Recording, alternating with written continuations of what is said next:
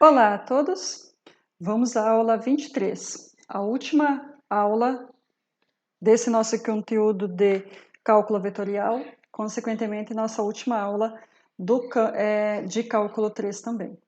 E nem por isso menos importante, que é o Teorema de Stokes.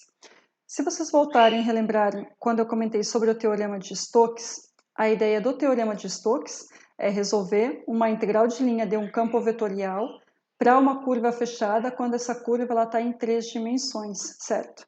Então, se ela está em 2 dimensões, o Teorema de Green resolve, mas se ela está em 3 dimensões, a gente precisa usar outra forma para resolver.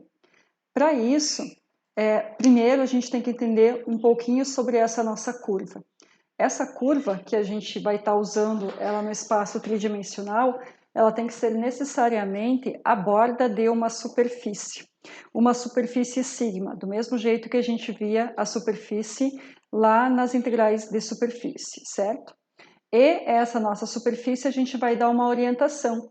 Essa orientação vai ser positiva ou negativa. Como é que a gente vai entender essa orientação? Bom, a gente vai estar utilizando a regra da mão direita.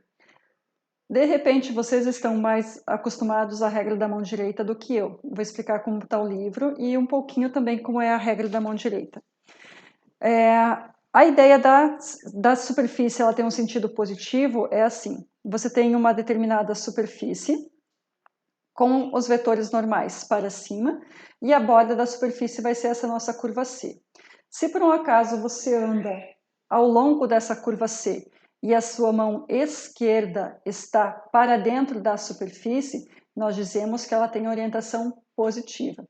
Em outras palavras, não, a regra da mão direita diz o seguinte: você coloca o polegar nesse sentido e os outros 4 dedos, coloca o polegar nesse sentido e fecha a mão fazendo tipo um joinha.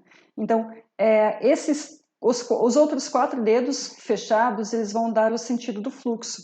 O dedão vai ser o sentido dos vetores normais e os outros 4 vai ser no sentido do fluxo. Então, esse vai ser o fluxo positivo. Isso com a mão direita, tá? É por isso que é chamado de regra da mão direita. Porém, se ele tiver no sentido contrário, se ao invés da pessoa andar a mão esquerda ficar dentro da superfície, se é ao contrário disso, a mão direita ficar para dentro da superfície, quer dizer, ela está andando no sentido contrário. Se ela está andando no sentido contrário, a orientação ela é negativa, certo? Ou se esse fluxo tem que ser feito com a mão esquerda, o sentido vai ser negativo. Se ela estiver ao contrário da regra da mão direita, o sentido vai ser negativo, certo? Então, essa é a ideia do vetor positivo, sentido positivo e sentido negativo. Como é o teorema de Stokes?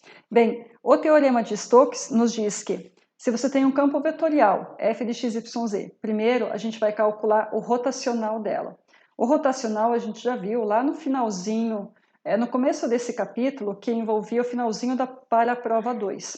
Então, é essa fórmula que a gente está aplicando, que na verdade é esse produto vetorial entre as derivadas, que é o nosso gradiente, desculpa, o nosso operador del, é o nosso operador del vezes o campo vetorial f, produto vetorial com o nosso f.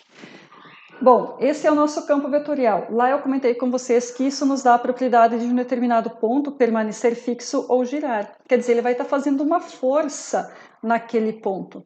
E essa força naquele ponto, a gente vai estar utilizando isso para calcular aqui, certo?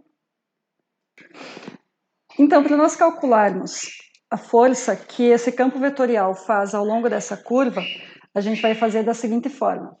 A gente vai fazer uma integral de superfície desse rotacional. Então, a função que a gente vai estar aplicando nessa superfície vai ser o rotacional.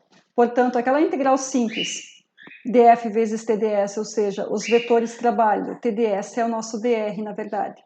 Então, o campo vetorial vezes os vetores tangentes ao longo daquela nossa curva, quando você tem uma curva fechada, a gente pode fazer como uma integral dupla dessa nossa superfície, vezes o rotacional de f, vezes NDS. O que é esse NDS? É aquela mesma NDS lá das integrais de superfície, das integrais de fluxo, quando a gente calcula de maneira direta, certo?